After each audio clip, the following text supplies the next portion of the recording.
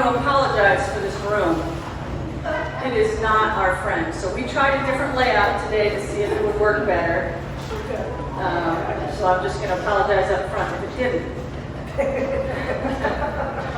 We're doing the best we can. We are going to continue to be in this room through October. Of course, we take July and August off, yay. So we'll still be in this room through October. Are there any new members at the table that we need to acknowledge? I don't know you. Amy Sapphire Shores. Yeah, I'm here for Kevin and Richard. I'm Kate. Welcome. I'm the secretary of the public. Great, welcome. Anyone else that I don't know? Yes, San Remo. I'm Tom Senator. I've taken over for Barbara Beard. Ah, Tom, welcome. Thank you. Anyone else? All right, thank you. Would I acknowledge our special guests? If I've forgotten you, raise your hand. Danny Robbins is here to present for the police department today. Doug Jeffcoat is here to one-up Pat Robinson, which is super great. Todd Kacharski will be our guest presenter today on hurricanes and all things hurricane related. Commissioner Jen Ahern Koch is here. Commissioner Kathy Kelly Ulrich is here. I know Mark Smith, County Commissioner, is here. And Esther, let's not forget Esther. Steve Cover from the city. Whitney Costa from Code Compliance. Did I forget anyone? Raise your hand. I can't see who you are, there's a glare. Who are you pointing at? Oh, you're okay. I'm sorry? Please. Oh, I started with Danny Robbins, giving the mat report, and we have a PowerPoint today. Young lady that's sitting on the floor, please feel free to take a chair. There's plenty of chairs. No. Well, if I don't give you a chair, I don't feel bad about it. So there you go. Thank you, everybody, for giving up your Saturday morning. Thank you, guests, for coming. We really appreciate you. Without further ado, we are going to take off with Danny Robbins and the police report. Danny, come on up. Good morning, everybody. How are you doing? Happy Saturday. Good morning. I'm filling in for Matt. Sorry, I got in a little bit early today to look at this. Came back last night from Georgia. Hit a lot of traffic, so then I apologize for my uniform. I'm going out to St. Armand's right after I finish here. So, Hey, Danny. yes. Try and keep the microphone like right on your chin so no one can hear the Okay. voices in this room. Is that better? Yes. Awesome. Sorry about that. So again, filling in for Matt. Thanks for having us.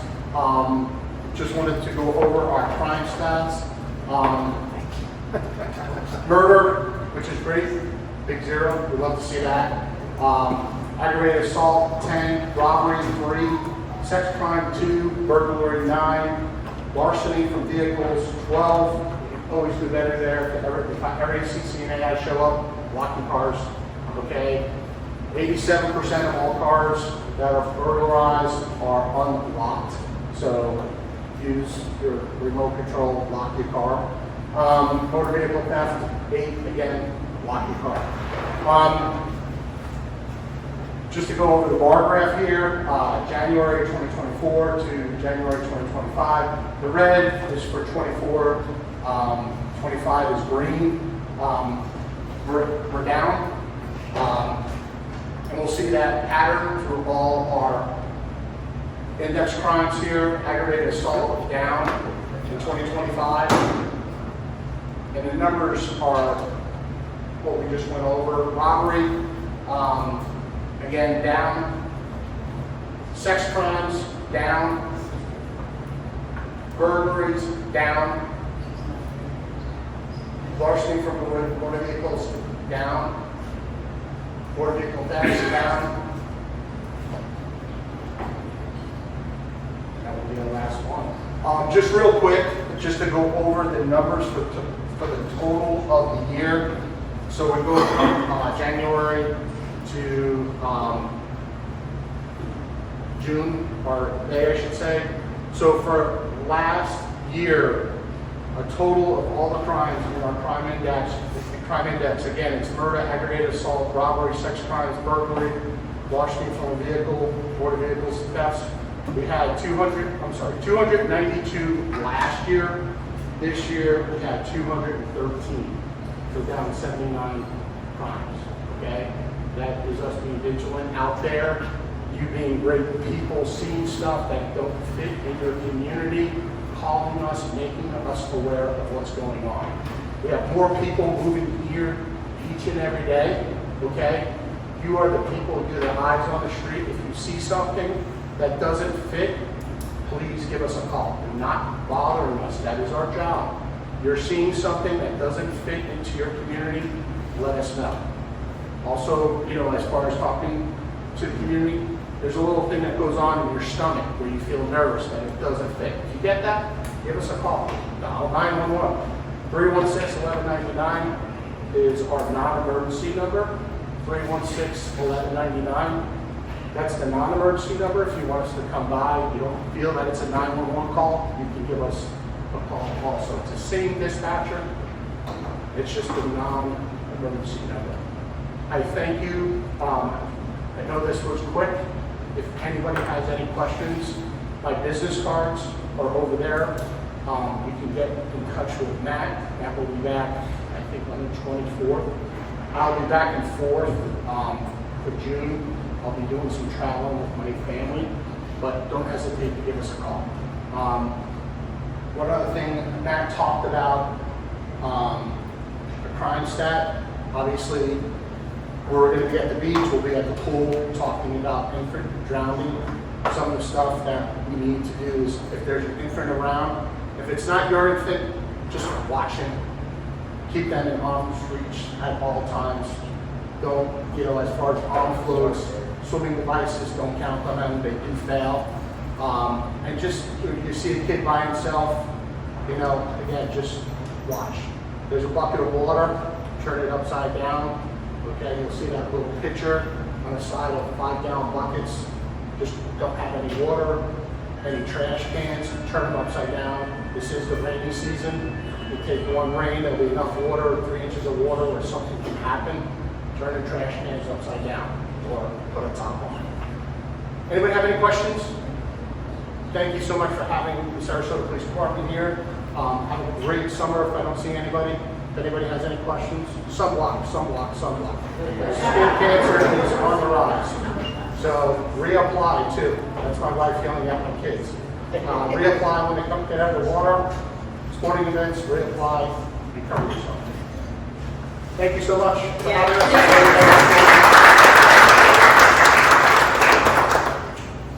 Wow, you did not easy today, Danny. No questions.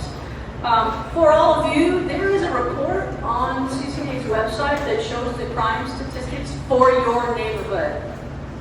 Both the last month and year to date that you can pull up and see how your neighborhood compares to other neighborhoods. And look for where you have opportunities potentially to call in. I looked at every single one, and there are quite a few neighborhoods that are members here that had 0 crimes. 0 crimes, which I thought was fantastic. Next up, we are going to have Todd Kucharski. I know your agenda says Todd Kirkering and Todd Kucharski, but Todd Kirkering retired. And I already had these printed, so why would I throw away 60 pieces of paper? That seems like environmentally unconscious things to do. So without further ado, Todd, you're up. You're going to take us through hurricane season preparedness.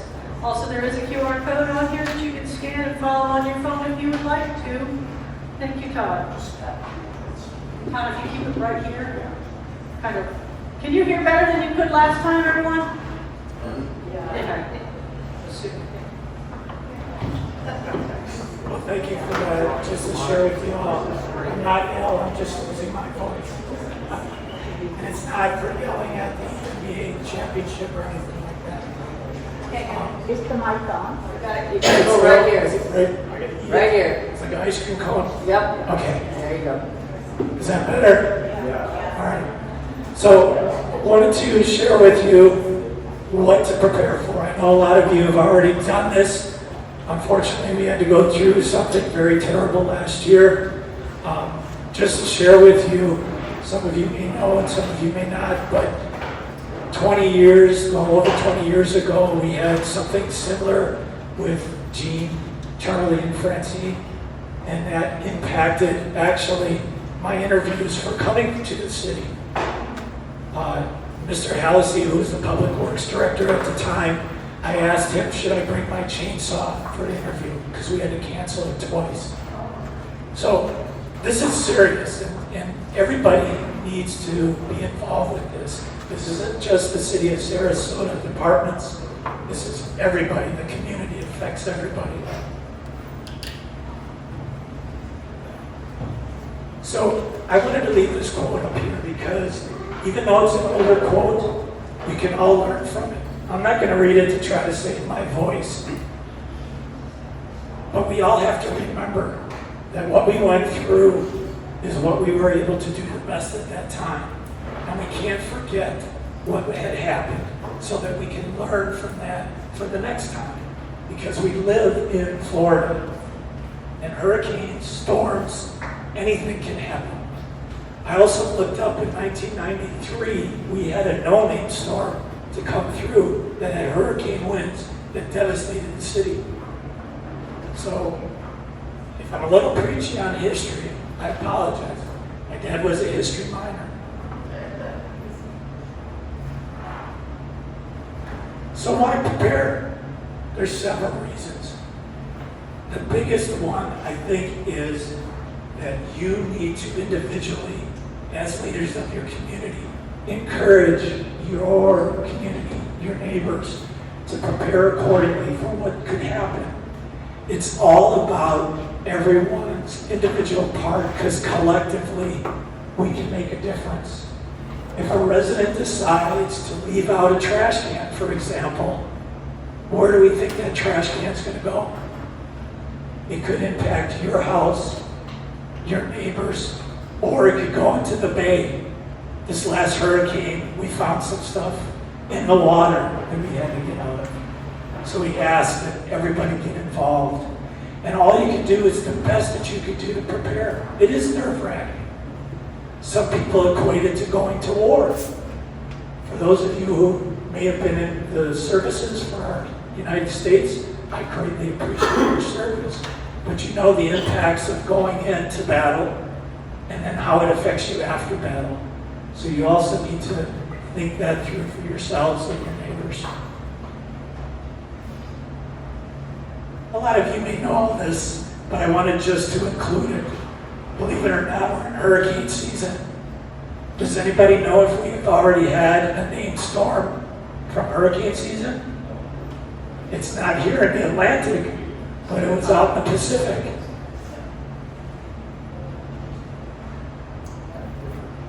And everyone knows that flooding and everything else, the winds impact. Here's just a category, and a lot of this will just go through because a lot of you know these categories. Wind and water, the biggest factors. Debbie was water. Helene was a little bit of wind, mainly water. And then, as I affectionately call Uncle Milton, if you guys remember back in the day, he couldn't make up his mind where he was going. That was very powerful as far as the wind, but there was water. And SPD, so grateful for them for helping and preparing and going out so that the barrier islands, make sure the appropriate people were going out there and making sure people weren't going back in. That's another thing for you all that are in the barrier islands. Make sure that you're coordinating with your residents so that they're aware. The reason we do this, if we get the call that we're going to close off the barrier islands, is for the community's protection. We don't want to put our police out in harm's way to try to rescue. So if there's an individual in your community that decides to stay out there, they're going to be stuck out there during the hurricane. It's important to make sure that communication is set apart and brought out to the community so they know how to react. There's enough social media, there's enough news. We don't have any excuses anymore.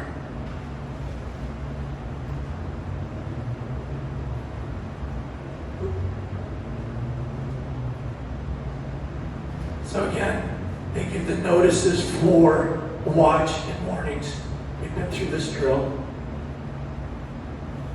Here's some suggestions for you if you decide to stay inside, depending on what the situation is.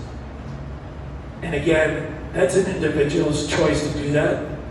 But again, if you're on the barrier islands and they're telling you to get out, please get out, tell your neighbors, community. A checklist to start off is insurance.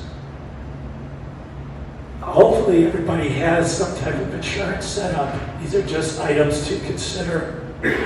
Information from the Department of Financial Services to get you information if you need to know. Same thing with flood insurance. I'd encourage you, even if you're inland, to look at flood insurance. I know at my own personal house, I wound up having a little flooding going on. Luckily, it wasn't as detrimental, but I had it just in case.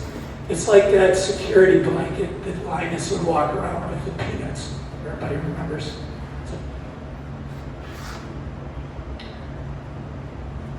Sarasota County's website lists information as it relates to the shelters. If you don't know where your shelter is, go on the site to set up and make sure that your community knows. We don't want to wait a couple days before to decide that we're going to be going there, because Sarasota County mans all of those centers. They'd like to be prepared to make sure they have enough room for everybody. And then this is just showing flood. Red, just like stoplights. That's not a good thing. Again, just another disaster checklist. Put this on there if you don't have it. It's also on the FEMA website. It's a guide that you all can use just for yourselves. And I believe this is available. If it isn't, I will also make sure to send you a link for this information as well to the presentation.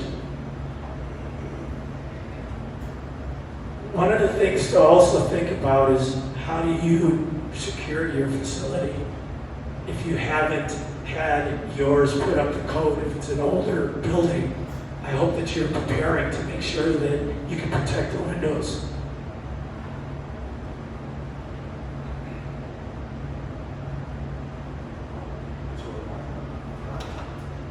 I don't like that because I feel like I'm shooting at the crowd. So again, two, communication. Make sure that you have all the information that you need.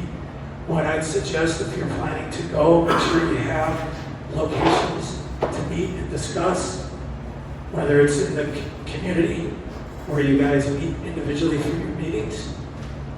And make sure everyone has up-to-date telephones, numbers, because sometimes things will change over. Also, just a side note, be careful on the phones, because unfortunately, there's people out there that like to give false information or text you. I received a bunch of texts that I did not respond to because I did not know their numbers, and I found out that they were trying to scam. Unfortunately, that's the way it goes sometimes. So as far as evacuation, if the city, through the county, there's a declaration, the evacuation, we ask that you please prepare and go accordingly. These are just some examples of what to do. This one's probably one of the most important. When in doubt, go ahead and evacuate. Again, hurricane, besides the physical damage that can occur to your property, it also can play on the mental health of an individual.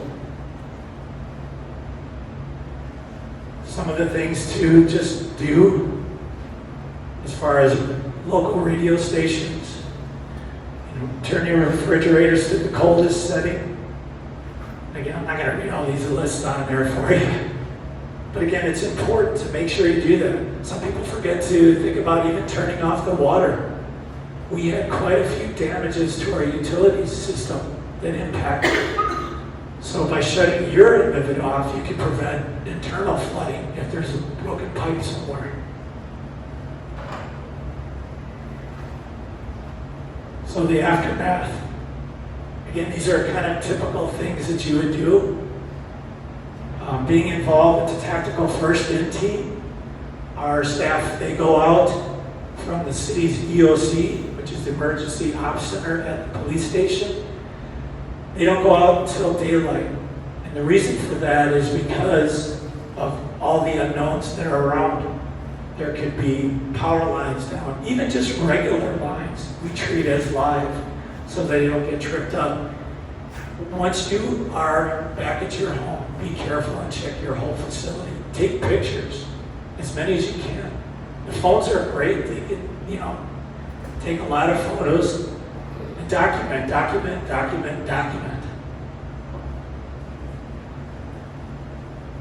Kits, I brought this up because some people forget about actually preparing. Putting something in your car. I have all of these. And also, too, it doesn't necessarily mean that you put in water and then forget about it in your car and decide to drink it in December. Again, if it's been sitting in your car in a plastic container, it's going to go through some chemical changes. But when you're going out, to make sure that you prepare accordingly. And again, this could be a couple days before you go. Whatever you have in your house, prepare accordingly.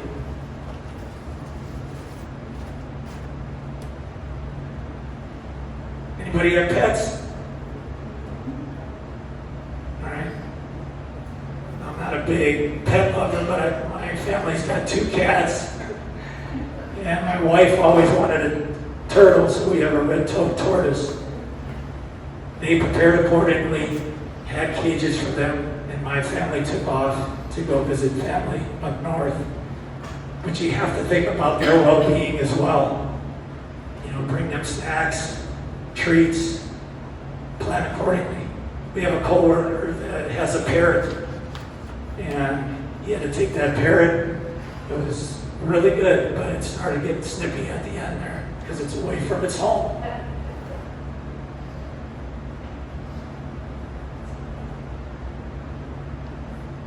Make sure I didn't miss something here.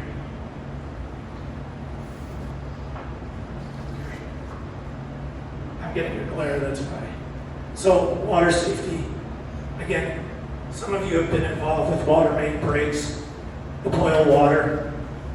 Just make sure that you're being in tune with what's going on in the news in your area, so that if you need to do the boil water notices, and also, this one's important, if you have items that are left over that get caught in flood waters, it ain't worth it. I don't even want to go into that side of it because it's a whole medical thing differently. Generators. How many of you have used generators after because of the storm? Okay. These are basic reminders, but believe it or not, I actually had to go to my neighbor. He's an elderly gentleman, and I made sure his generator was outside when I came back because he had it inside and he started trying to start it up. And I just reminded him that things can happen when you're enclosed with a generator running.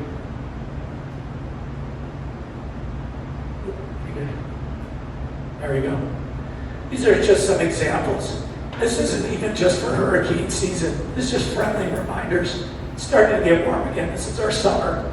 So prepare accordingly. If you notice any of these, your loved ones, your neighbors, make sure you help them. Again, I'll use an analogy that our solid waste team uses, and it's team. The acronym is together, everyone achieves more. Here's some information. Again, if you don't have this information, I put it in your phone to make sure what you have is available. So when that comes up, you have the contact information if you haven't memorized it. Last year, just to share a few photos. Again, this is a reminder. History can teach us.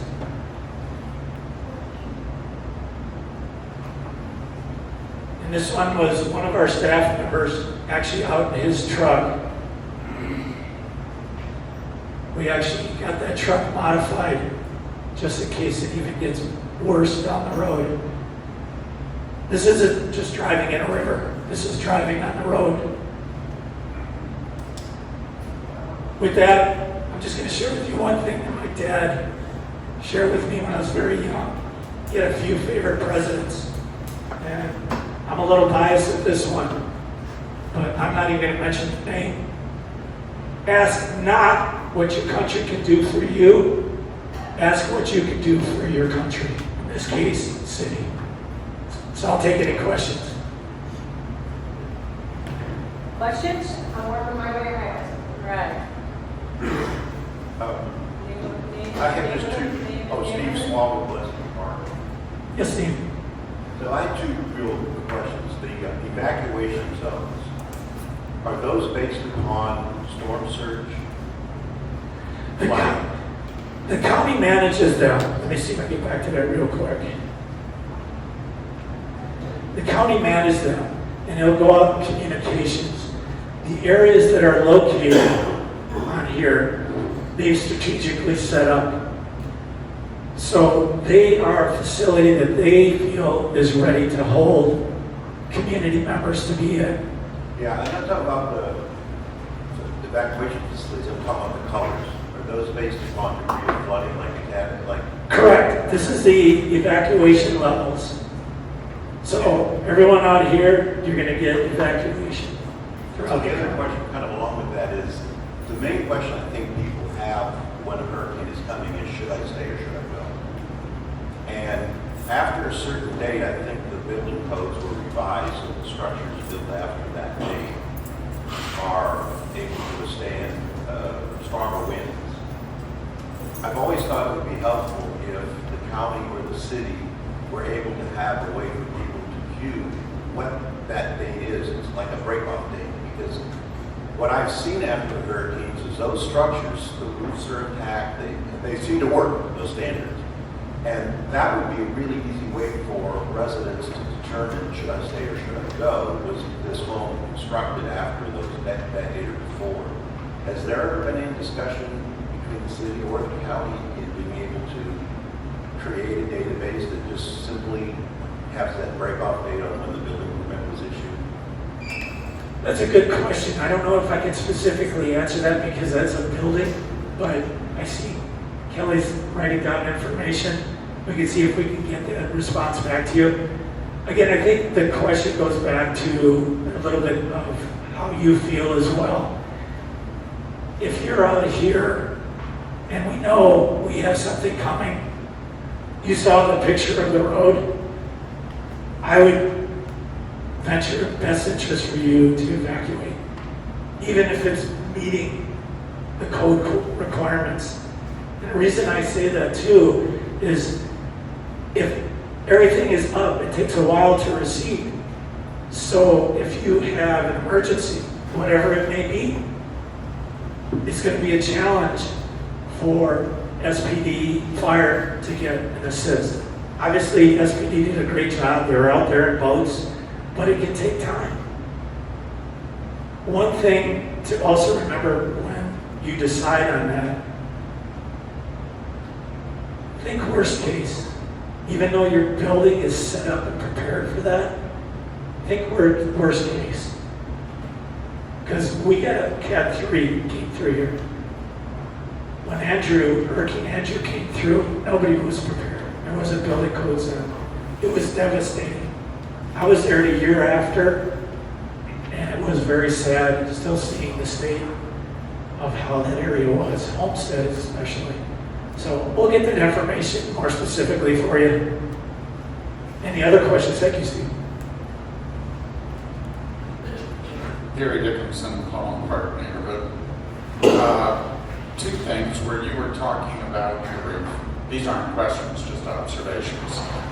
Where you're talking about put your refrigerator on the coldest setting. One trick we do, which I'm going to put in this month's newsletter to our neighborhood, is that go to Publix, buy a couple gallons of lemonade or tea in the gallon jugs, drink it, fill the gallon jugs up 75–80% of the way and stick them in your freezer. If you got 3 or 4, depending on the size of your freezer in there, you'll get probably several more days of cool temperature. That's what refrigerators used to be, is ice boxes. It takes a long time for a gallon jug of water in a closed freezer when it's already frozen. You know, if you lose power, it'll give you lots of extra time. Another observation, there was a good saying that I think I heard on ABC, or local Channel 40 News, where you were talking about evacuating. Run from the water, hide from the wind. And whatever the building codes are, if you get serious floodwaters like we did, no matter when your house was built, you're going to be in serious deep water. Thank you so much for sharing. I really used to know what I did. I'm Elizabeth Rose from Bay Point Park. I live in a 100-year-old house, and my water shut off. It's under the crawl space. Can I turn it off at the backflow of the right-of-way, or do I have to turn it off closest to my house?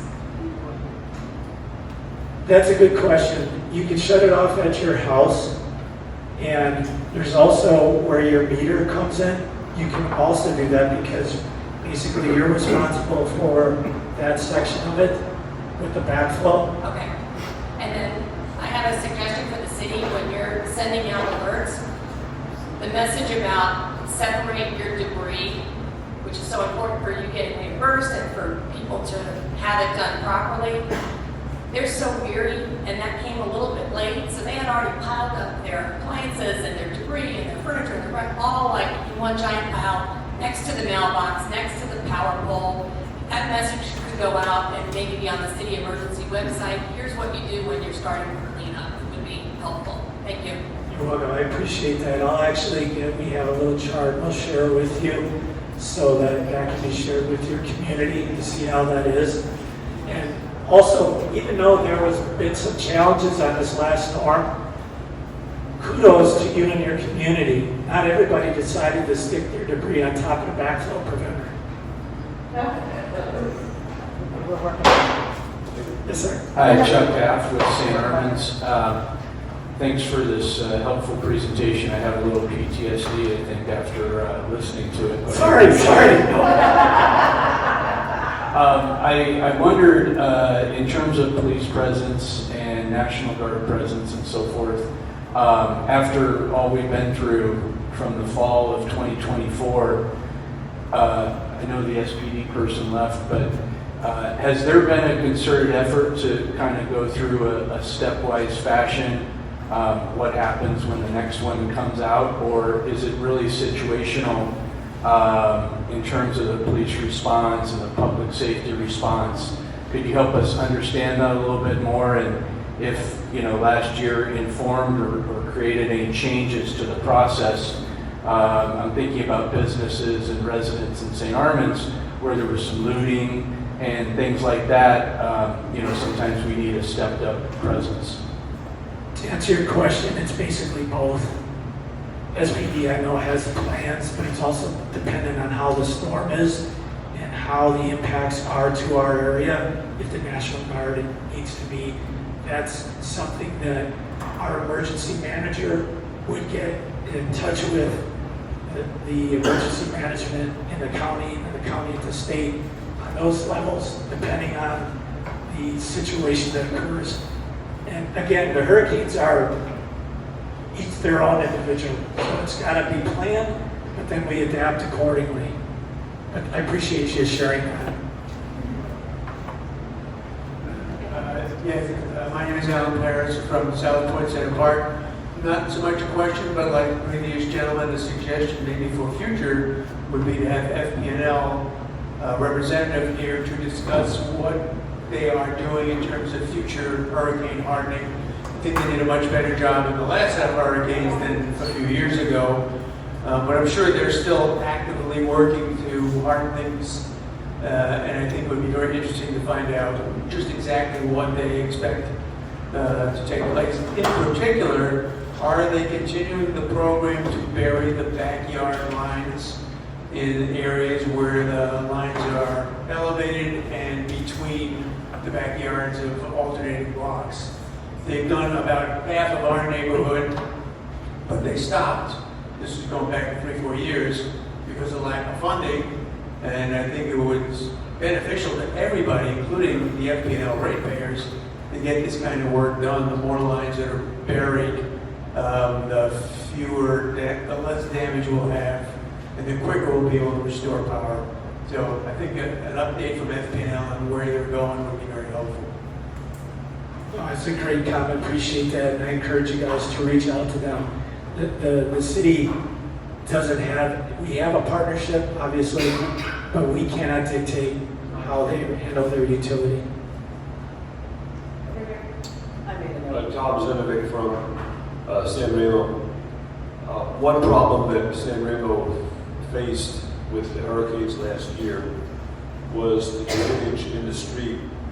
Tangier Terrace, which is a street which is almost a half a mile long and has a little spur that goes off of it on the top, close to Siesta Drive, has count them, two storm drains, and I've got pictures of them.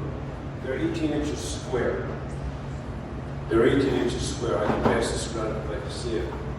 I went out and I took pictures of other storm drains in other municipalities, and this other municipality has a 6-inch high storm drain, which is 160 inches long. And it just makes no sense to me why we have such a small amount of area to drain the water out and off the streets in this neighborhood.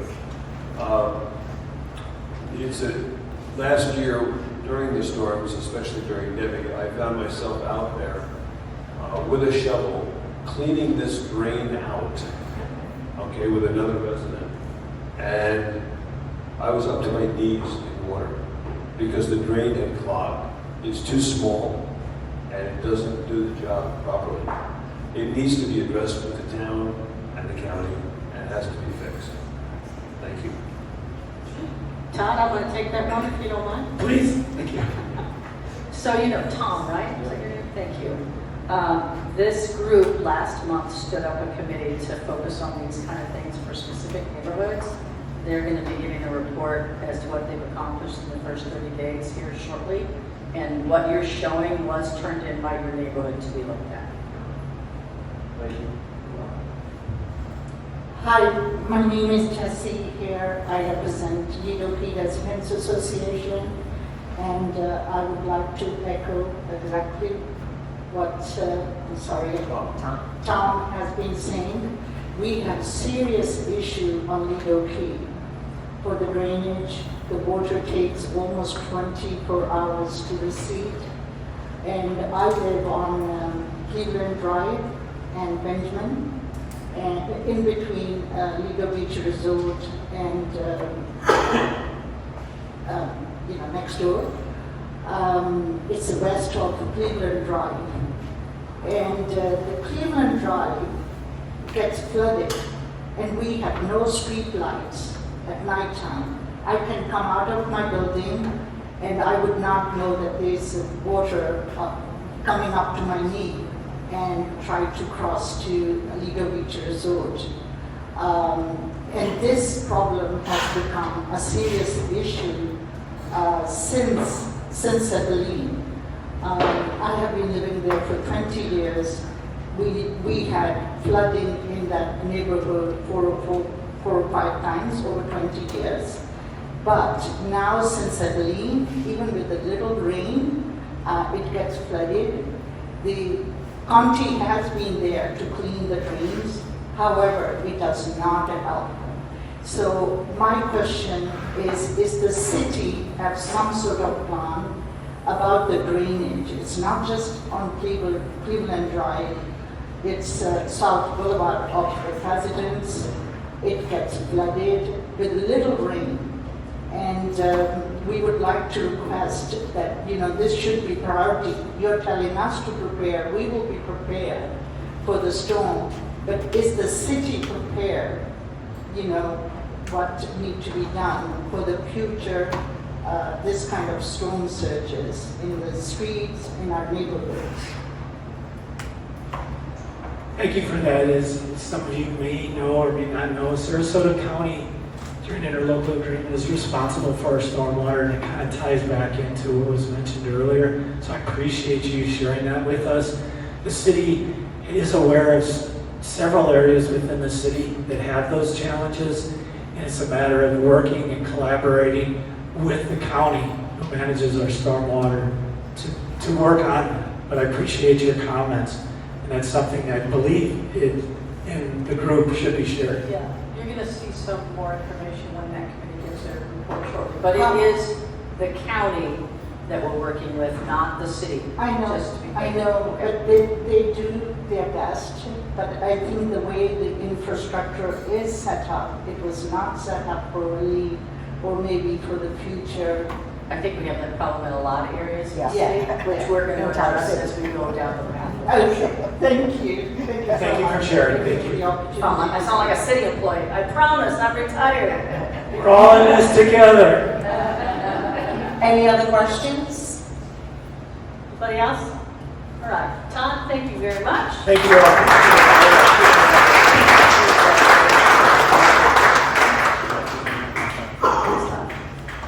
All right, next up, if I could read this.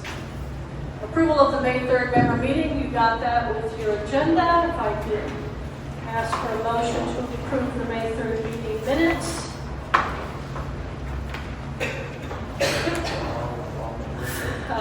Melinda, motion, got second, all in favor? Anyone opposed? All right, Kathy, thank you. And can I get that? This seems to work better. Is that better? Yes. Alrighty then. Next up, we're going to do officers' reports, area director reports, and committees. We'll start with you, Melinda, if you don't mind, treasurer report. I'm just going to walk over here and hand you the microphone.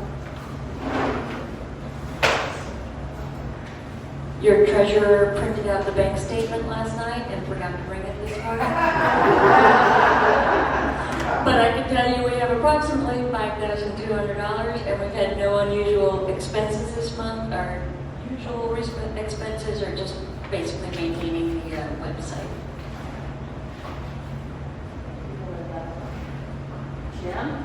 Jim? Thank you. I don't even know where to start. The beginning. At the beginning. Just a couple comments about what Todd said. One of the things that we do as in maintenance of our website, etc., is we get first-hand reports from emergency services. So all those alerts that go out to the media and everything else, we get and we put on our website, and we send those out to members that are on our mailing list. So you'll get and have been getting for the last couple of years all of that information with links to all the maps and everything else. Just wanted you to know that. But while we're talking about website, the city website is tentatively going to launch on June 27th. That's a couple of weeks.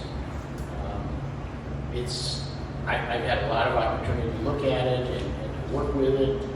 It's really a nice format. I think you'll find it much easier to use than the existing one, particularly if you're trying to find something. And where it is at the moment is that the current website got migrated over to the new website in February. And what that means is staff has literally been maintaining both websites since February. And so it's important that we get off of the old one and on to the new one. But saying that, all the bells and whistles that we're talking about and and we'll be there eventually. We'll not be there day one. What you'll see day one is pretty much what you've got now as far as the data, the charts, and all that kind of stuff. But there is so much potential of moving that to where we all want to see that particular thing go. And it's really exciting. As far as our website goes, I spent a lot of time this last week with updating our initiatives. And I encourage you to go on the website. All the presentations you're going to see today and all the reports that we get from all the various committees are now posted on there and will be maintained on there. And that's a really good place to go and get information on all the committees, on all of our initiatives. Thank you, Jim. Hi, the only thing I have is I'd like to welcome Tom from San Remo. We appreciate you joining us. And after the meeting, I can just get your email so we can then get you the forms, so we can update our spreadsheets and our sign-in sheets. Oh, Kay, are you just substituting today? Yeah, you're not changing that. Thank you, but welcome as well.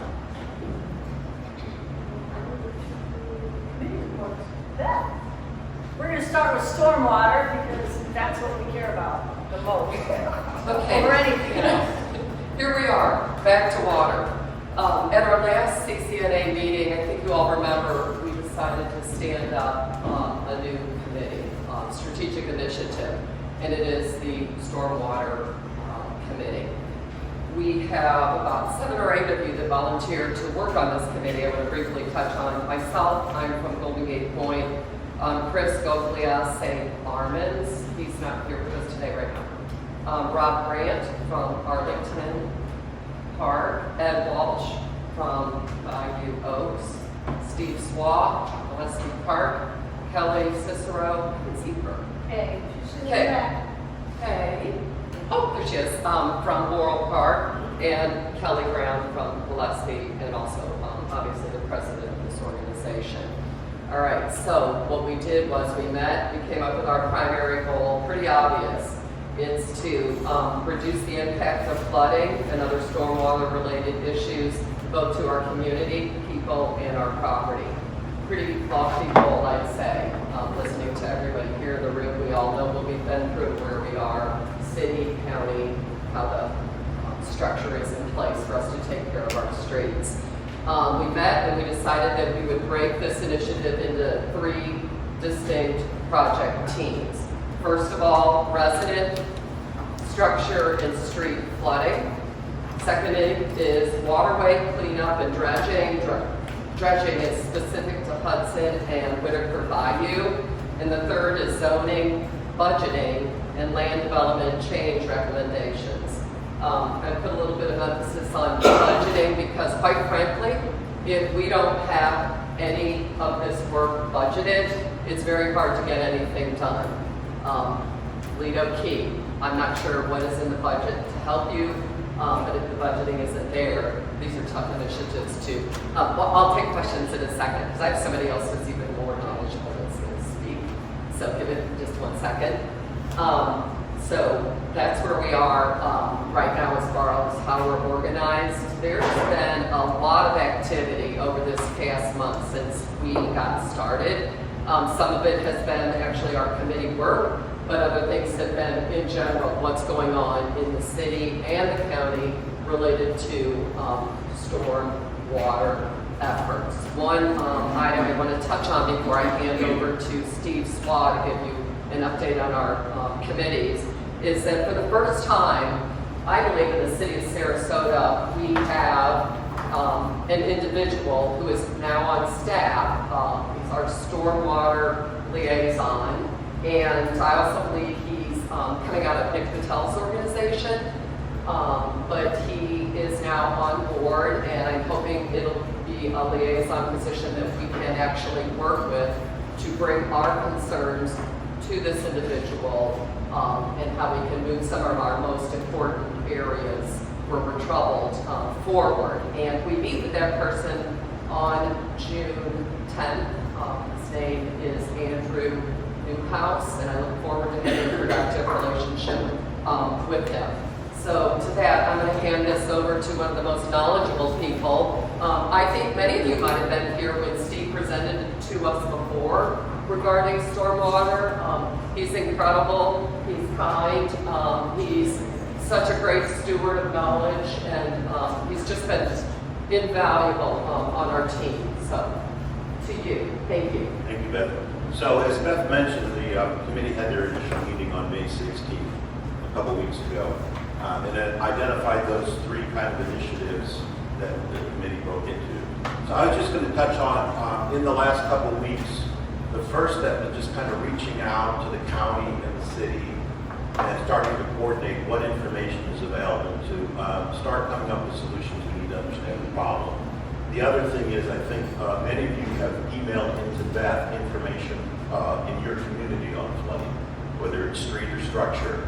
If you haven't, or if you know of additional flooding areas, keep doing that, because we're going to use that information. But as I mentioned, the first step is kind of just reaching out and seeing what information and getting an inventory of everything. I wanted to just touch real quickly on this graphic. Illustrates what the county and the city use to determine if the flooding is to the degree that something needs to be done. This is what they call their level of service. So it basically says, it uses two elevations, the elevation of your home and the elevation of the 100-year flood. It compares the two, and if the structure is below that 100-year flood elevation, that's the level of service, flood protection level of service deficiency that typically would need to be corrected. And some kind of capital improvement project or mitigation would be used to address that by either lowering the flood elevation or, I guess, theoretically raising the structure, more likely the former. There's also a level of service criteria that the county and the city have used for street flooding. And for neighborhood roads, it's typically 12 inches or more is a level of, or over 12 inches is the level of service deficiency. This level of service has been in place for about 35 years. And it's not to say that certain areas could have different levels of service. That would be a different discussion. But this is typically what's been used. It does not address how long the flooding is, for example. This is something through this process. If communities think the level of service may need to be different, that could be proposed as well. So in that context, we contacted Sarasota County. They have estimated all of the structures that flood within the city. And so this is an inventory. This is a GIS map that we got the data from the county. We provided it to Nick Patel and the new assistant, Andrew, who helped prepare this map for us. But basically, there's little splotches of red in there. Those are the homes or businesses that the county has identified as being flooded during a 100-year storm. As we get information from residents on this group through the neighborhoods, we will add that to this and try to see if there. A lot of them should match up, but we may know of, we may find that there's additional structures that flood as well. So having this database as a starting point is kind of a milestone in and of itself. The county has done the same thing, and the city helped map this for streets that don't meet that level of service criteria, that have more than the amount of flooding on it. So you can see there's a lot of street segments, and again, we have taken a lot of the data that Beth collected from you all and incorporated, gave that to the city, and they've located that on this map as the black dots, if you will.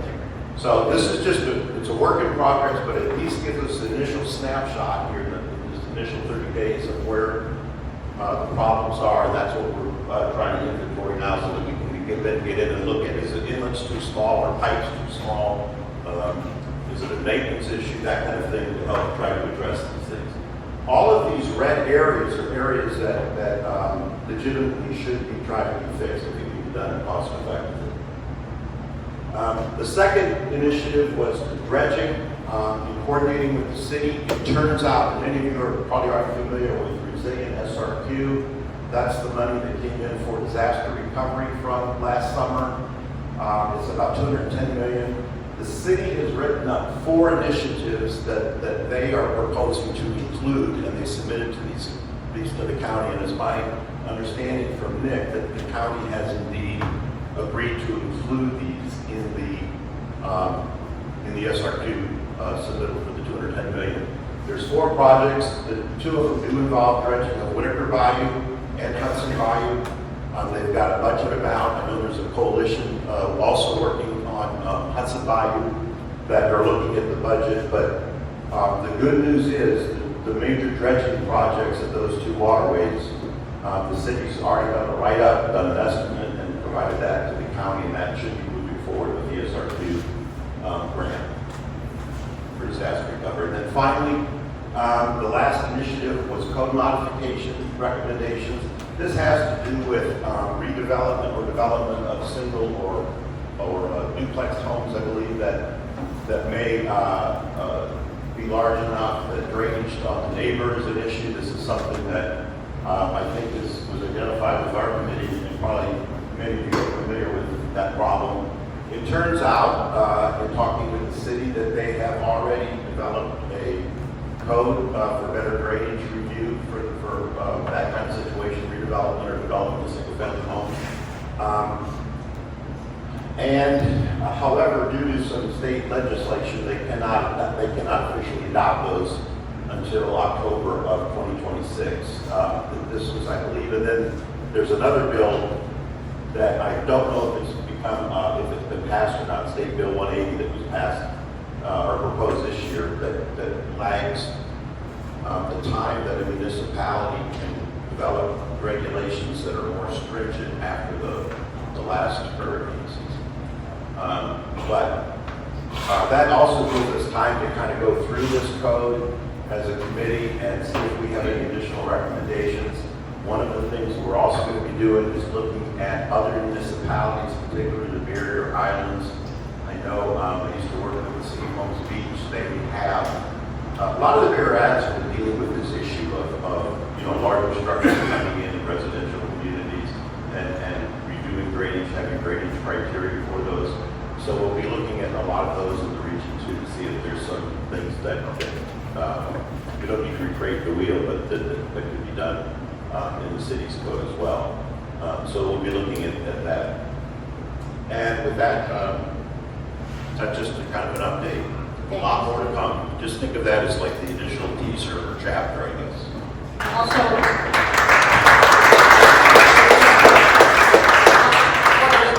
I just looked at my records. Lido didn't report in your top 2 areas. So in general, if anybody missed the email that came out, May 5th. Sorry, It came out on May 5th. okay, May 5th. If you missed that, maybe we should we'll resend it, and I need your neighborhood, point of contact, an exact address, because Steve uses this to go into the database. So an exact address where the location of this issue is, brief description, and I think we're ready to go ahead and ask for more. About a third of you responded. It's great. Had about 26, 28 entries. So let's go again with all of you who didn't respond the first time, and you can send it to me Beth next time, and that'll be in the email. Thank you. Also, this is about flooding, not storm surge. They're 2 very, very different things, okay? We're focused on flooding. Maybe we'll get to storm surge, but right now, this is the bite we're taking. Questions? Anybody want to ask a question real quick? I'm working my way around the ring, so be patient, everyone. Thank you. So, is there, they're dealing with the flooding that's in Newtown, Gillespie, Orange Avenue, and Goodrich? Did anybody? I don't know that anyone responded. We didn't get a response from up there, so when we send the email out again, please respond to it, okay?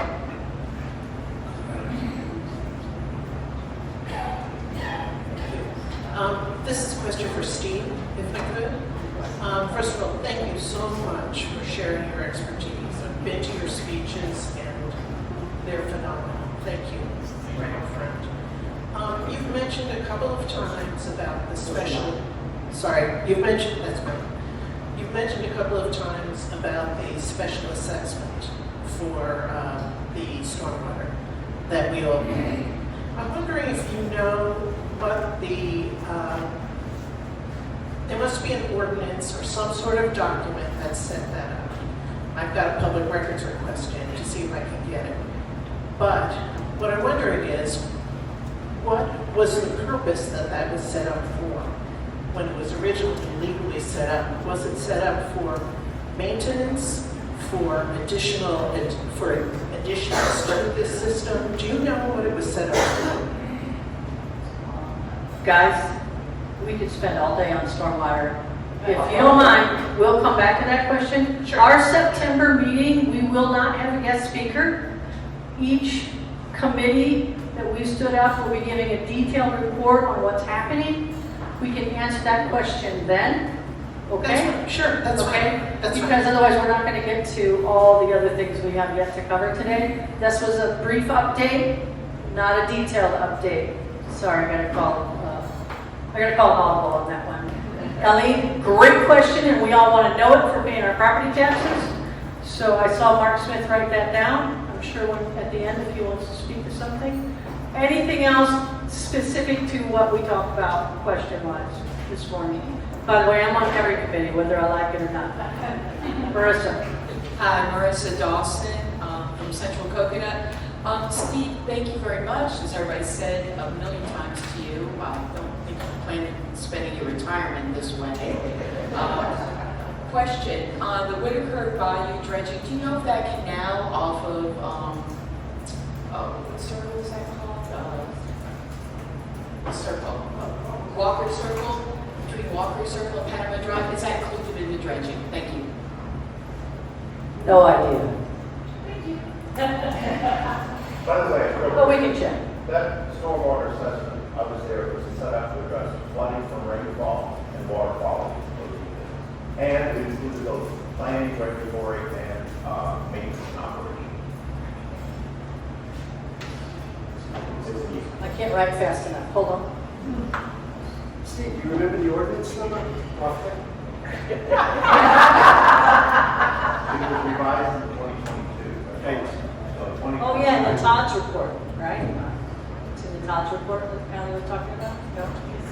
By the way, one of us on this committee has been at every single water workshop with the committee, every single county commissioner meeting since the last 60 days following what's happening with water. So a lot of time and energy from this committee is being put into this focus because it's important to all of us.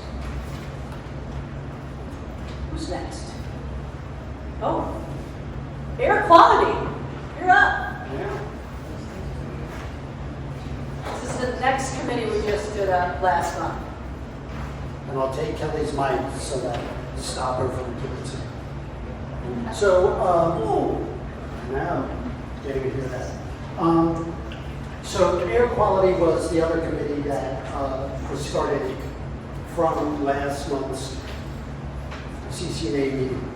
And the committee consists of myself, Laurel Goldberg, Barbara Powell-Harris, Richard Harris, Brown, and a student from Booker High School, Kennedy Cole. And our initial focus is going to be on U.S. recycling as the worst case of air quality. Because what that's currently doing, that site, which you see right here, which is in Central Coconut, it's emanating dangerous concrete dust. And to give you a general idea, within a quarter mile of this heavy industrial facility, there is over 13,000 residents, schools, daycare, parks, and senior living facilities. And in just 4 weeks, we've been very, very busy. Our goal is, not surprisingly, to end the harmful operations that's going on in U.S. recycling.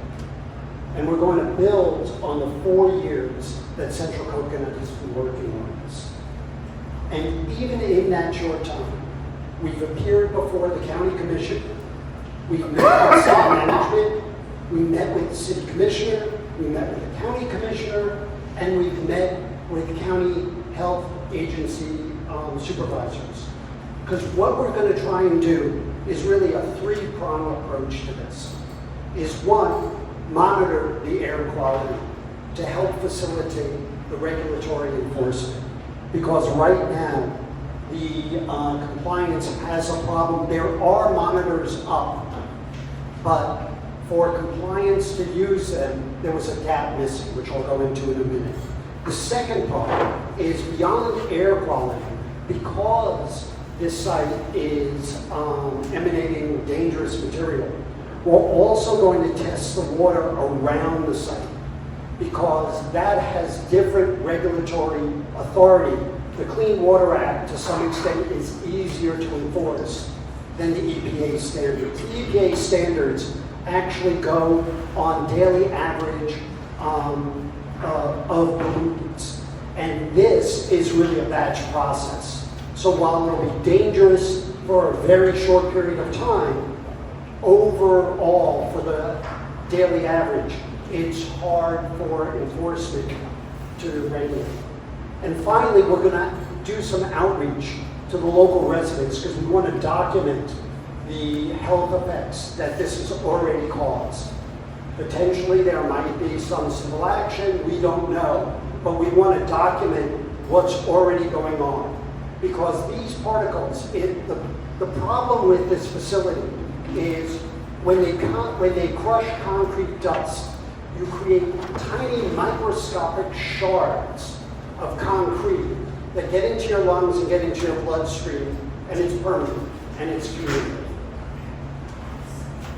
One of the things that we did do, which was the missing part, there are monitors out there, but there was no way to actually record what was going on. So CCNA has just put up a new website, and you can get this. Jim hooked it up from the CCNA website, and it is monitoring what is going on with U.S. recycling on a minute-by-minute basis. So you can go and take a look at this. And in the 2 weeks that this has been running, so only 2 weeks, we've had over 100 incidents, and 25% of the time around this facility is dangerous to certain residents. For example, I have asthma, and so that first line is dangerous for myself. The bottom line, where it says harmful, there's 2 more levels. But the harmful means it's dangerous for anyone to be exposed to. And again, if you know U.S. recycling around the corner is a park, let alone all the housing nearby. So that's what we're going to work on. And I think by the fall, we'll be in a better stance to give you even more detail.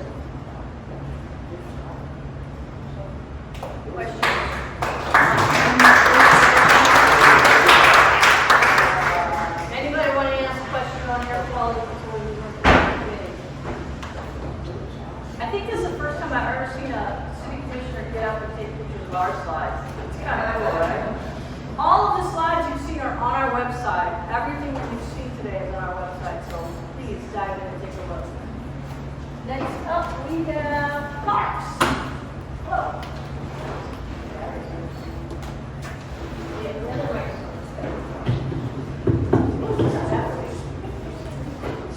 So I don't really have an update because our meeting was rescheduled with the city.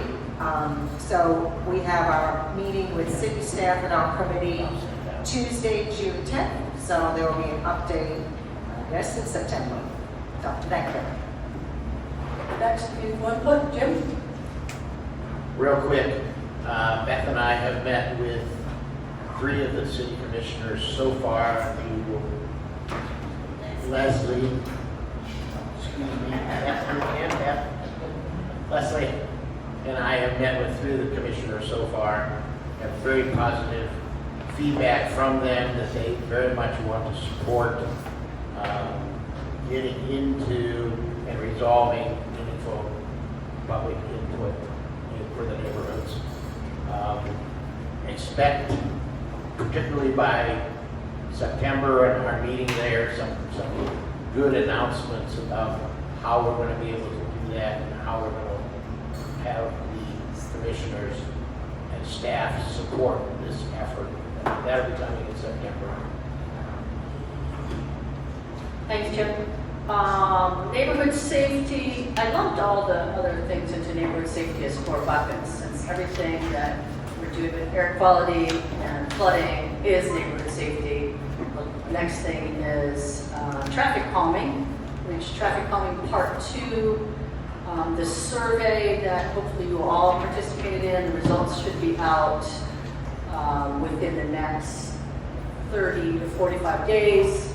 As soon as we get those, we'll forward that out to our website and email. And the next meeting with that committee and the city will be in August. Traffic calming will be our guest presenter at our October meeting to take us in detail as to what else has been accomplished and where they're at and what's happening next. As far as the traffic calming as it relates to Sarasota Police Department, that committee is somewhere in a park, so I don't have an update from him. Unless, Mary, is there something you could add, or do you know? Traffic calming as it relates to SPD and enforcement? Well, I can't report out that we're still working on it. I'm bringing it up. Mary's on that committee, so. Thank you, Mary. Thank you. So we are working on the traffic calming for Maple Avenue in Newtown. And so we're still doing the process. We're collecting signatures from our neighbors, and we're talking to our residents. It's been pretty lengthy, what I can say. But we're going to stay diligent and very hopeful that we make it through this, which I'm sure we will. That's all I have for traffic calming. Thank you, Mary.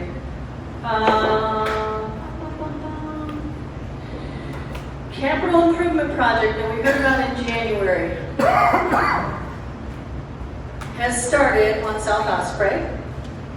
At the 11th hour, we did get the plan for the transportation movement, and Daniel Frank, who is our secretary, who is in France right now on vacation with his lovely wife, reviewed all of the data while on vacation, gave input to George and Vern, and adjustments were made, and so he signed off on their plan for South Osprey.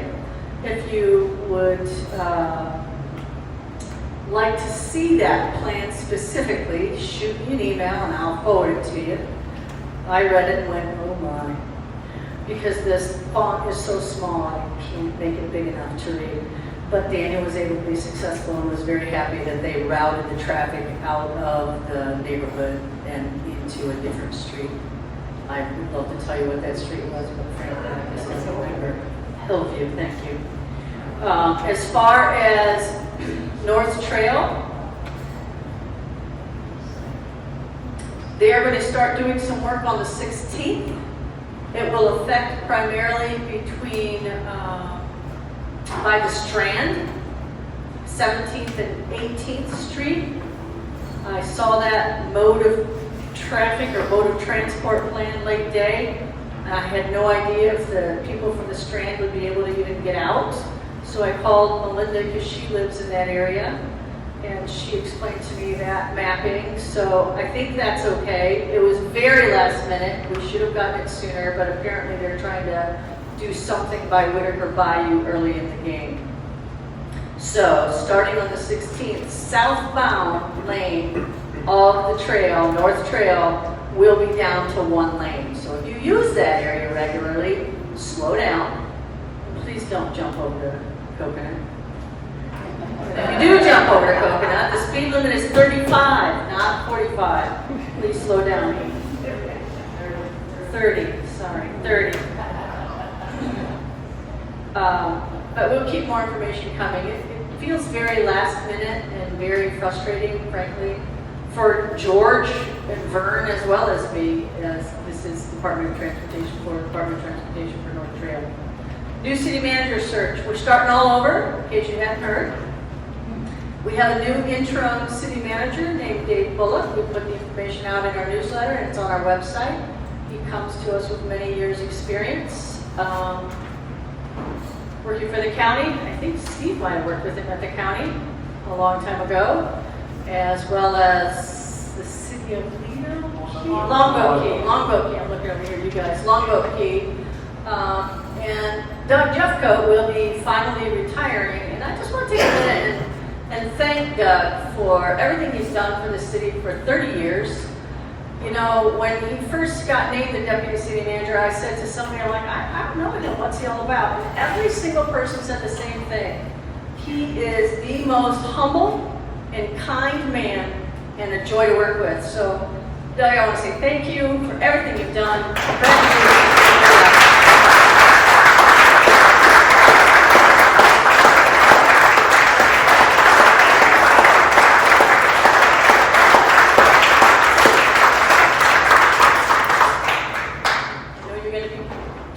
Spot in a little while, so we can go out with a bang and just tell everybody no. I know that's not you, so we won't do that. All right, next, I went to the Downtown Master Plan Committee meeting, I don't know, was it a week or so ago? David was there. David and I seem to hang out at committee meetings a lot. It was really interesting. They did a history of how the current Downtown Master Plan came to be. They had guest speakers from different parts of it. Molly Cardamon was a guest speaker, Linda Holland was a guest speaker, Bill Merrill, Josh Hartman, and David Smith. If you really want to understand what happened in the Downtown Master Plan, how it all came to be, it would be worthwhile going back, finding that video and watching it. And also, one of the things that somebody said was, you know, the Downtown Master Plan matters to all the neighborhoods because if it wasn't for us going downtown, shopping, eating, doing business, I don't think the downtown would survive on just visitors. So it matters to us. Take a look at it, pay attention, get involved if you want to. It is a huge committee though. There are 13 members of the committee. The more people on a committee, the less you can accomplish in my personal opinion, but that's just my opinion. So pay attention to that. Next, we are at neighborhood reports. So Doug, if you'd like to join us up here, that would be fantastic. And let's start with, are you giving a report for your neighborhood? Leslie? Oh.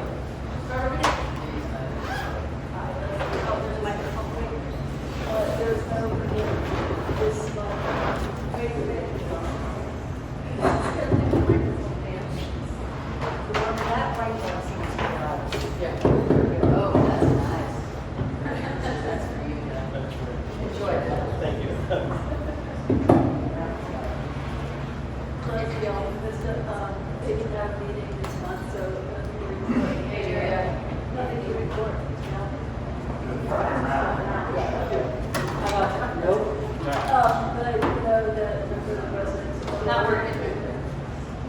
Hello?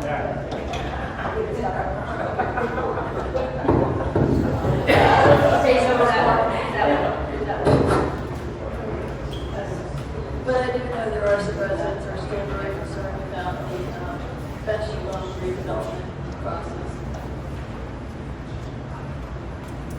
Belinda Delphins, Tahiti Park, and we have no report. Steve Swab from Leslie Park, no report. Evidence from Park East, no report. This is going to go easy on Doug. I can't even something. And then there was Marissa.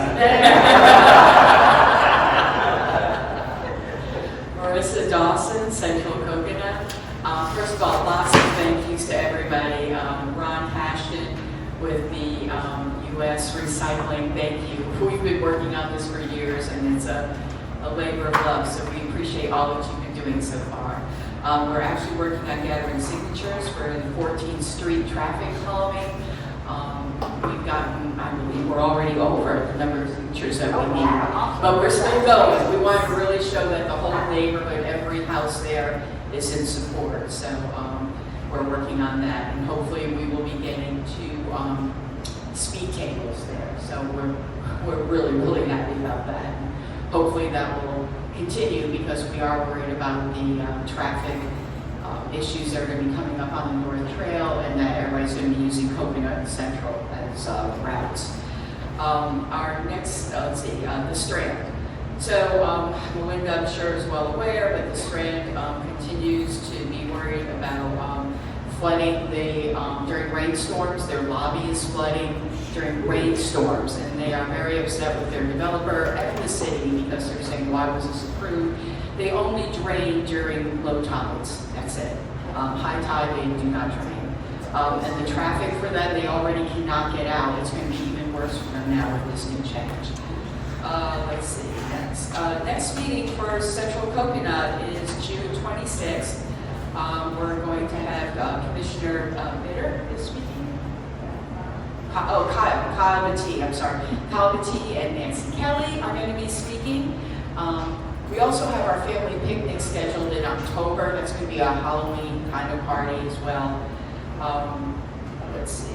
Sandbags, everybody, by the way, sandbags, thanks to the county commissioners and staff. This weekend, June 14th, sandbags, you can go to Ed Smith Stadium, 9 a.m. to 5 p.m. Start getting your sandbags now. They're going to do it 3 times this summer, June 14th, July 19th, and August 10th. Today, a lot of things are happening. We want to recognize our neighbors over at Newtown that they're having an event today, Mary, and Silver Pride is also today over at Senior Friendship Center. This is not political. Anybody can go get information on senior resources for yourself or your family members. Thank you very much. Gary Dickinson, McCollum Park, all is well in McCollum Park. Elizabeth Rose, Big Point Park, no report. David Lowe, let me echo what Kelly said about this downtown master plan. We highly encourage you to look at this last meeting where they talked about historical perspective. Mama, you did a terrific job, and I think the perspectives of the different speakers was excellent. I've been really busy, and Visca's been really busy trying to input into new projects coming along the way. You may have read the paper about the Sarasota project at the old Toast Annual site where we were able to work in combination with the developer to get not a perfect situation, but bigger setbacks, canopy trees. And I think it goes to show, hopefully, what we can do when there's a cooperation between the developer and the community early in the process. And the importance, I know some of the commissioners, mandatory community workshops. Some of these, it's a bit of a story, but community workshops work. They save time, money, and heartburn. So I encourage that to continue on. 2,200 projects in the downtown. I'm also working on the special events ordinance with a focus on downtown with Kelly Klein and you folks. And talk about the humbling experience of trying to listen to downtown residents and trying to thread the needle on getting that right. I'm happy to report El Melvin's is closing, and El Melvin's was problematic at times, and hopefully that would be a benefit. Jennifer Jorgensen from the special events group is going to be the guest speaker at next month's VISTA meeting, and Lucille was our speaker just a few days ago. So lots going on. Those are some highlights we're working on. Thanks. Good morning, Mark Spiegel, Golden Gate Point, no report. Hi, Chuck F., St. Armand's alternate. We're anxiously waiting what the storm season has to offer. The full-time residents like myself, we're talking quite a bit and trying to get buttoned up, and appreciate everybody's hard work in this room. A couple of statistics on real estate. We have about 16% of the housing stock on St. Armand's currently for sale. I saw about 4 to 5 price reductions this week. One of my friends had a house in contract, which is great. It's been on the market for about 9 months, but the buyer from out of state doesn't want to close until November. So those are a few anecdotes and statistics. Jesse here from Lido Key Residents Association. Before I start to whine, I'm going to give a good news. The police are doing a good job at handling the traffic near Spalding Park. They are doing their best. And we thank Commissioner Smith for leading this initiative to help us out. We really did have a serious problem there. Thank you. Now I can start to whine. During 2020, during the epidemic, Lido Key Residents Association invited the city staff to come and look at the lighting system we have on Cleveland Drive. And Nancy and I believe somebody else from the city came and met with us at nighttime. And they did realize that there was an issue on Cleveland Drive to the walkway to the beach. And we were told that the lighting will be installed during that year, 2020. They didn't have the budgeting, but they will have the budget for that lighting system in that walkway. But now we are in 2025. I was wondering if there would be a chance we will get those lighting. It is dangerous, you know. That area is pretty dangerous. We will take a look at it in regards to all the requests for lighting, but I know it is on the list to take a look at it, so. Thank you. We'll let you know. Thank you. My name is Alan Tarriser, South Poinsettia Park. Very brief report. I'm pleased to say that we had our annual business meeting on May 8th. We had new officers elected. Sad to say, I'm still the president. But I'll do better next year, I promise. Secondly, the infamous paving project on Clematis Street is finally finished. The street looks beautiful. It took quite a bit longer than we expected, but I think the results were worthwhile, and I'd like to thank the city in general for sticking with it. It was a very difficult, much more difficult process than we expected. And in particular, again, I would like to thank Steve Owen, who works for the city, who really carried the day and made sure everything was done to everyone's satisfaction. It sort of brings up the next topic, which is flooding, which you've alluded to. We've had several complaints in the neighborhood of rain, flooding conditions, but we found that it's not clear in any of the city or county websites what exactly constitutes a flooding problem that needs remediation. I saw the slide that suggested there are at least 3 different definitions for roads, a different one for houses. But it would be very helpful if there were a single kind of communication that says what is considered flooding, not just the depth, but the time frame, because in some cases the puddles disappear, in some cases they don't. And I've had trouble answering neighborhood questions about it because, frankly, I don't think anyone has a clear understanding of the code. So whatever could be done to provide some communication of current status would be very, very helpful. For futures, perhaps maybe a follow-up in the fall in regards to the status on the Performing Arts Center. I know we had presentations earlier in the year. It's a significant amount of funding, and I'm sure we're all curious as to what the current status and potential resolution is for those of us who don't follow it on a day-to-day basis. Thank you. Hi, Kate Bloomquist from Indian Beach, Farm Shores, and I'm a sub. So The only thing to report is that we are keeping a close eye on the planning process as it moves forward for the 7-Eleven on the corner of Myrtle and 41, where there's currently a closed Walgreens, because this is apparently going to also have gas pumps, not just a little 7-Eleven. And that's a terrible corner already without a circle. And it's just going to be dangerous for the neighbors behind, a lot of traffic, you know, everything that we can expect. So we're keeping on that. Rob Crane, Arlington Park.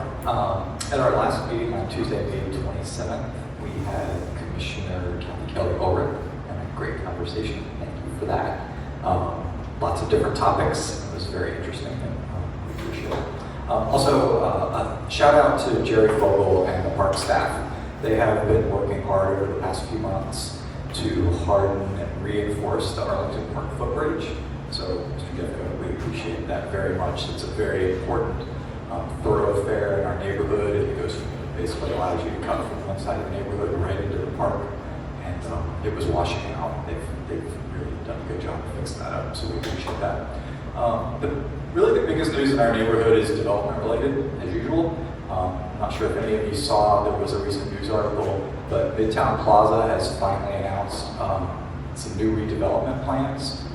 They want to put a 145 unit hotel there, 7 stories, 65 to 70 feet. They also are going to put 112 unit apartments with a 2-story parking garage. So basically they're going to tear down what was the grocery store. There was so many different grocery stores. Most recently, until 2018, it was in Winn-Dixie. That structure will be torn down, basically up to the walkway that goes where Michael's is, and then these buildings will wrap around that entire property, be 7 stories tall. They're going to get it pushed up to 41. There's some setbacks on 41, but it's going to be a major change. So this is a big deal. I mean, it's a major shopping center in the area. It's been pretty vacant for a long time, but there's going to be, like I said, 145 unit hotel and 12 apartments and a 2-story parking garage. And then at the next planning board meeting, we've got the Temple Beth Shalom. They've got a proposed 250 unit apartments that they want to put in there. It's requiring a comp plan change and a rezone. A little controversial because they want to rezone the entire site right now, but they're only proposing to redevelop half of the site, and they are going to keep the temple there. So some of us think that maybe that shouldn't be allowed, but we'll see how that goes. And then if you haven't been by along with that development, we have we've got the Bay Vista apartments well underway. So drive by Bay Vista and take a look. Thank you. Sorry. We know who goes home. Hi, John Dieter, Berkey. I don't have a report, but I did have one question. In last month's meeting, we heard that the funding for a lot of the park remediation and work would be probably late 2026, early 2027. But I was encouraged to see quite a bit of activity this side of the bridge at the parks at the foot of the ringling, and was wondering what the scope of the work is that is being done, and what's going to be done, what isn't going to be done, and what can we expect on the other side of the bridge at Bird Key Park. I'll have to get you a report in regards to that. I'll have somebody send something out to you. So just to be clear, the slides that you saw from Jerry at the last meeting were related to the park master plan update specific to parks. I think what you're talking about is there for Hart's Landing, right? Yes. Which is very different than what Jerry was talking about, because that is, I may be wrong here, but that is FDOT, partially FDOT, what's happening at that park. It's not tied to what Jerry was talking about at all. That is correct. The work that is being done there was to help clean out some of the FDOT drainage areas and stuff of that nature. But the actual Hart's Landing, the destruction that was happening to the pier, that's still work that has to be done. So you're exactly right. The work that's been done there was kind of really to address some of the debris that was left there from the storms related to FDOT. Sherman Baldwin spoke at the county commission meeting. I watched it at home, text language saying thank you for his speech. He said Hart's Landing will not be back for 3 years. On that note, Valerie, you're up. Valerie, Housing Authority. I have some concerns because we have the development McCarran Towers over on Boulevard of the Arts, and there have been talk about putting a parking garage with apartments right there where the parking lot is now. The residents are totally against it. However, they continue to talk about it. So my concern is that those residents have the right to peace and safety. And they want to do this building for the elite, wealthy people. And I'm so tired of the city, the county giving money to the authority to just do what they want because the people don't have this much. So I'm coming here with that concern. They want to rezone the towers so they can do whatever the wealthy people want, and that's not fair. That is not fair because the towers have been there. It's a historical building and it's been there. So to put a building in front of them, right now the people don't hardly have anywhere to park because there are people from down the quarter and across the street. Their friends park over at the towers and everything. They knew they needed parking before they built. So, you know, we need to be respected. And I'm just putting that out there because it's time out for this craziness, you know. And I'm gonna leave that like that, but it's not right. And whoever wanna stand for right, they need to stand with us for a change. Because we don't need a rezone there. And talking about building more affordable housing, well, look around you. And they're having now the housing authority to build up to 120% of the AMI. Who makes that? They already have to have a system. When they're evicting people on a regular basis so they can put other higher income in them. But yet we want to talk about homeless people. Thank you. You want to comment on it? I don't know anything about a rezoning. No, I mean, that, if there is a rezoning, it will be coming to the commission, going through the process, so if that's the opportunities for the public to be involved. Well, whatever, your conversation about it, but I don't do that.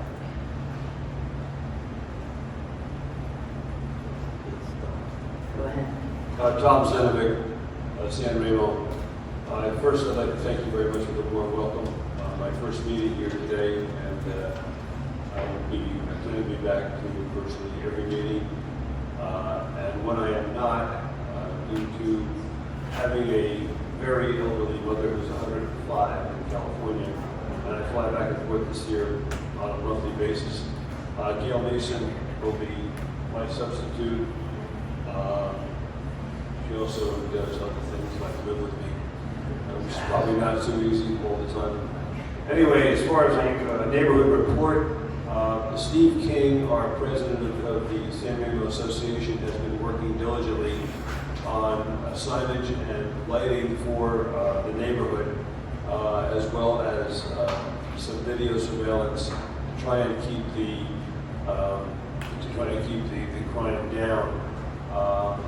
And he's been working very, very hard on that, sending out a number of proposals to the neighborhood. So basically, that's all I have for a neighborhood report now, and again, thank you for the warm welcome. Mary Butler, Emerald's Park, and welcome. So it is that time of year for Juneteenth. And Newtown Juneteenth is going to be next Saturday, which is June the 14th. It is a long MLK, and I want to say from Persian to like Osprey. And it's a festival. It's a festival of history, heritage, and culture, celebrating Juneteenth history. Parking will be probably available at the Goodwill. I would also say May First Bank, but if you want to come out and get some good food and celebrate Juneteenth with us, come early. It is from 1 o'clock till 7 p.m. And of course, it's going to be nice and warm, so sunscreen. So we got a whole bunch of good stuff lined up with the vendors and some events going on during the Juneteenth. So we welcome all of you guys to come out. I will send it to the secretary who needs the flyer so that you can send it out. Okay. Also, the hurricane preparedness. Thank you, Marissa. Yes, there is an event going on as we speak. Dr. Lisa has texted me, "Where are you?" So I know I do have to go, but we are also, getting prepared for the hurricane. I can just chime in that flooding was definitely an issue, not as big as South Sarasota, but we definitely received some flooding, and so we just try to, stay abreast of it, making people aware. That's what this meeting is about hurricane preparedness. Thank you, guys. Bye.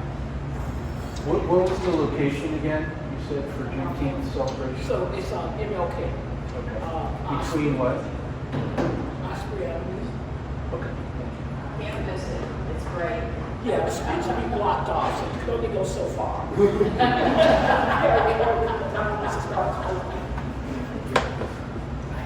Jody Geiger, Head Wash, Bayou Oaks Neighborhood Association. Our president is in New Mexico, so we really don't have a report, but we do wish you all a very safe hurricane season. Eileen Norman from Hudson Bayou. There's really not much going on in the summer, but there is kind of a buzz of anxiety over the hurricane season. And we hope that Hudson Bayou, which actually goes around and between and through Hudson Bayou neighborhood and the neighboring neighborhoods, that something will be done with that on an emergency basis before hurricane season really kicks in. Happy summer, everyone. Molly Cardamom from Avondale, also on Hudson Bayou, for the first time in my living memory, the bayou breached the seawall and flooded a lot of homes on Hudson Bayou from the Osprey Avenue Bridge east to US 41. It's a very serious problem there. We have a really interesting maze that's set up on the length of Osprey Avenue. If you haven't seen the cones and the signs and stuff, it's really worth a look. I'm kind of curious why it has not been divided into like 3 sections or 4 sections rather than the entire length of the street. So maybe you can get an answer to that, Mr. Jeffco. Meanwhile, I just want to tell you that in 1993, go back all those years, downtown Gillespie Park, Rosemary, and East Park East were all declared officially slum and blighted. And because of the master plan that was adopted 25 years ago and all the work that has been going forward on that plan, you are now seeing a really, really successful effort that the city did to do that. Now it's the next level, so let's hope it goes just as well. Thank you. Thanks. Ron Cashton, Lowell Park. We have development that's going on. It's going through the DRC process on Ringling and Osprey.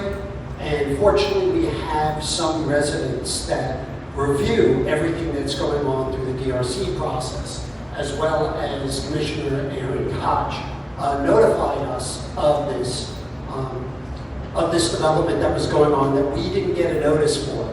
And we started looking at the development, and we realized this was beyond our borders as well as our overlay district. But in the DRC comments, there was something that I thought was extraordinary that I just want to share with everybody. And it came from the planning department. And what it said, and this is the planning department's comments on the development that's currently going through. The proposed development is in close proximity to the Laurel Park neighborhood. Please consider engaging with the neighborhood association early on in the site plan process. The president of Laurel Park, and it goes on to name the president and the email address. Now, I just want to thank planning for trying to get the developer to contact the association. Of course, the developer didn't, and the neighborhood then reached out, but it really was extraordinary to see the city tell the developers, speak to the neighborhood. Thank you.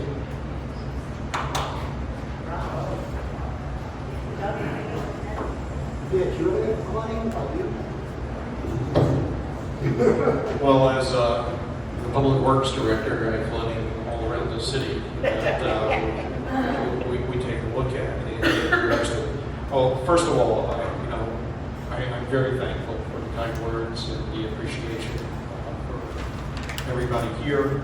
And as I thank the Commission for giving me the opportunity to be the interim city manager for a little while. It was a privilege to do that service. And again, we will continue to work to try to address as many of the concerns that we can. We all know that storm season is bringing back some issues for us all, and we continue to work with Sarasota County in trying to address those issues ahead of the storm season. So again, just thank you, and I appreciate it. I think a couple of the committees have been working with city staff, and I think we've been doing a really good job of trying to move some things along in a positive way for everybody, for all the neighborhoods. And really appreciate it. That's it. Thank you, Doug. A couple of housekeeping things, everyone.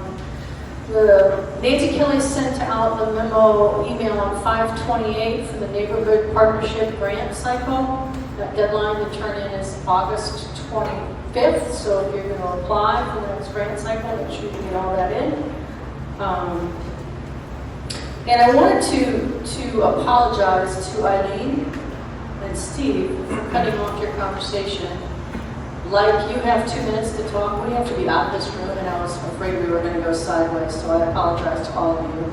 Flooding is really important to all of us, and I know we're going to ask at least another 100 questions, and we will do exactly that in our September meeting, so my apologies to both of you and all of you.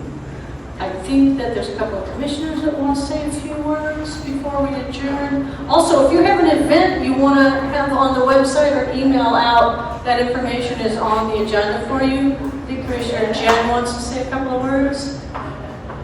Thank you. Jenny Lynch, Sarasota City Commissioner at Large. First of all, I want to thank Molly Cardamone.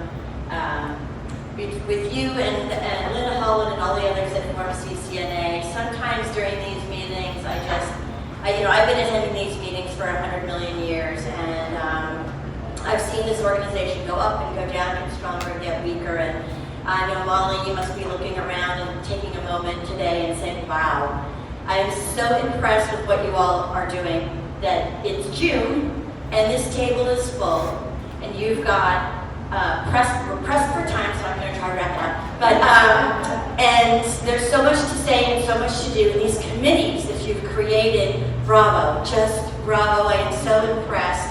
Molly, you must be like your heart must be swelling with pride. So thank you, Molly. Thank you to all of you for spending your time and doing this. And Commissioner Smith and I sit here, and the other commissioners and the city staff are here. We have to hear what you have to say.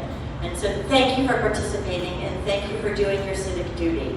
So that is one thing. And on that note, Kelly, may I have the committee slides sent to my email? I tried to take pictures, but Jim Ludwig's head was in the way for some of them. So if I can get those, I would appreciate it.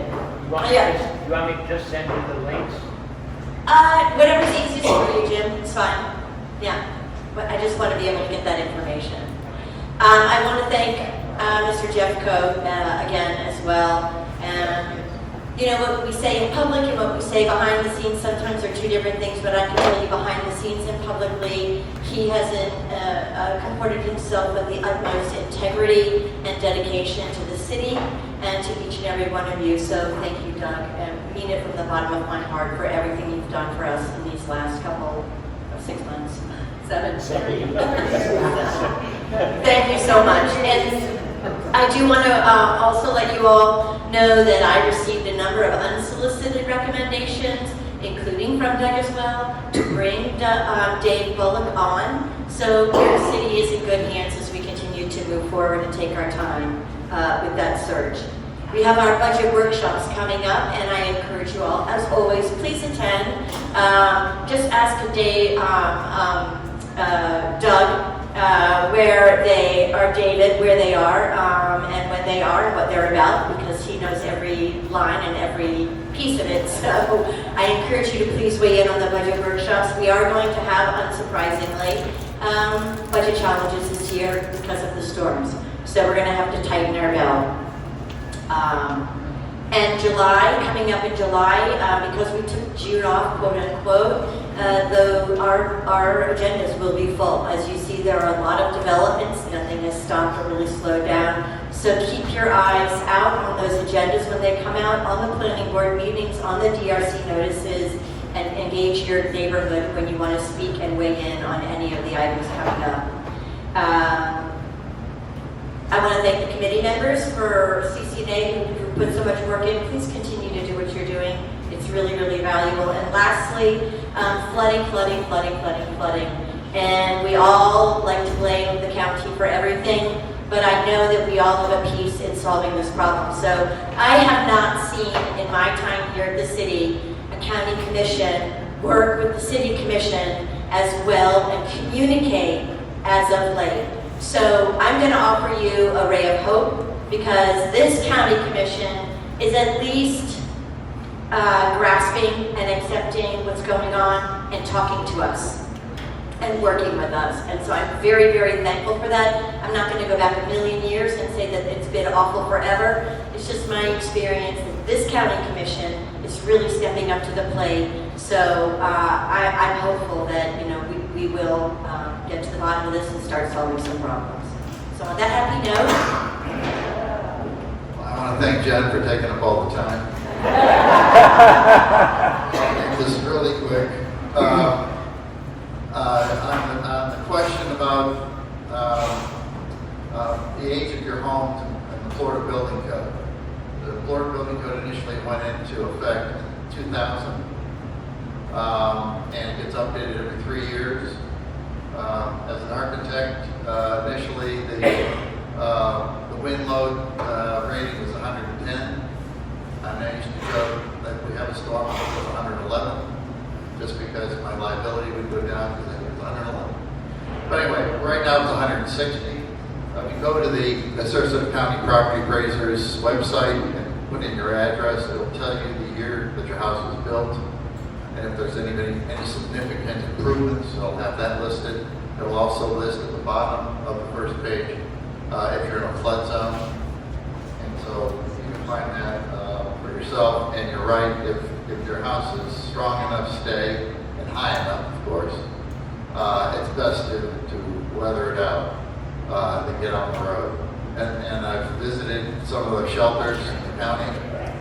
You probably want to stay at home.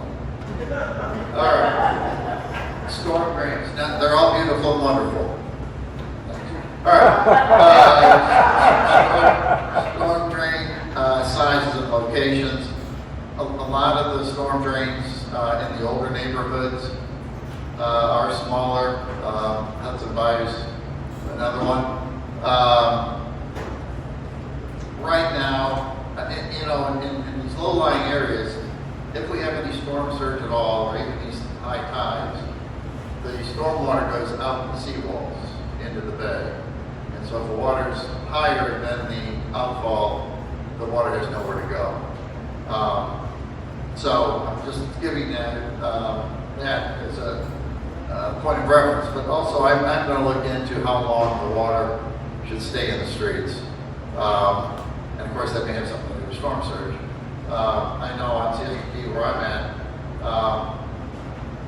when the pressure goes down because the storms are near us, the water stays in the streets because it just can't get there. That's why I have a Jeep.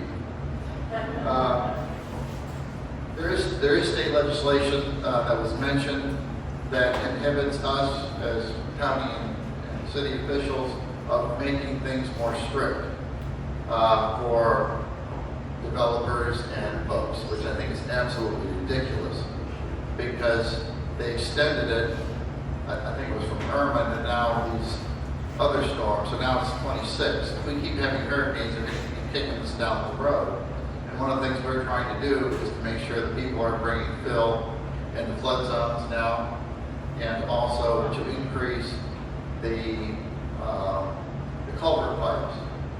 I was told that we can mandate the culvert pipes to be larger for new developments or even in older developments and try to keep the water moving because that would be more restrictive. So these are some of the things that we probably put our state legislators. I think that could be it. I made it. And if you have any questions, you can email me since we don't have any time. And I want to thank Steve Swab. He's a tremendous resource. I've been very fortunate to have some informal meetings with him as he's educating me on stormwater. We are going to have, if you heard, we're going to have a separate stormwater department, a new department for the county, and we're going to be hiring a stormwater expert, subject matter expert as the director. We're taking it out of Public Works.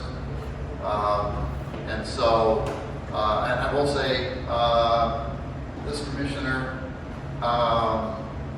wants to get every stormwater situation caught up as far as maintenance to where it should be.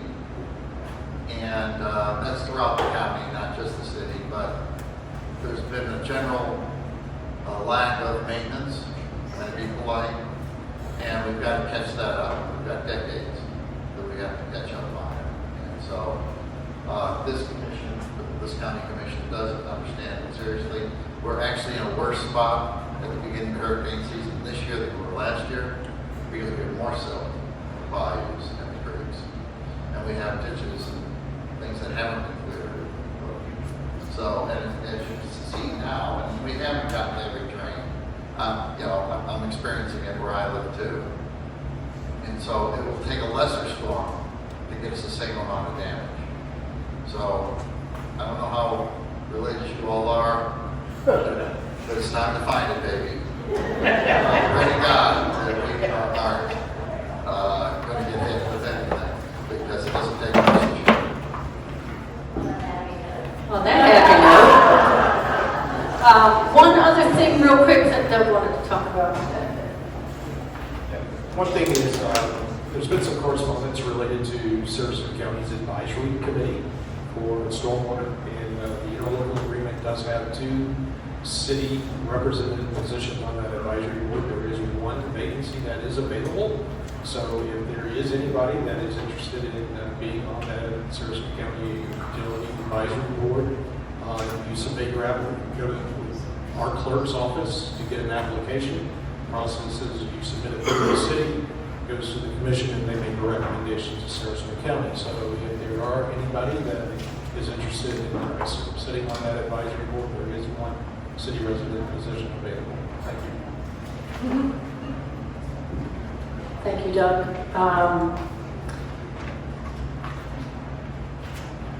Please take your chair up to that front corner. Please turn your phones back on. Have a wonderful summer. We'll see you in September right here, bright and early. Thank you, everyone. Meeting adjourned.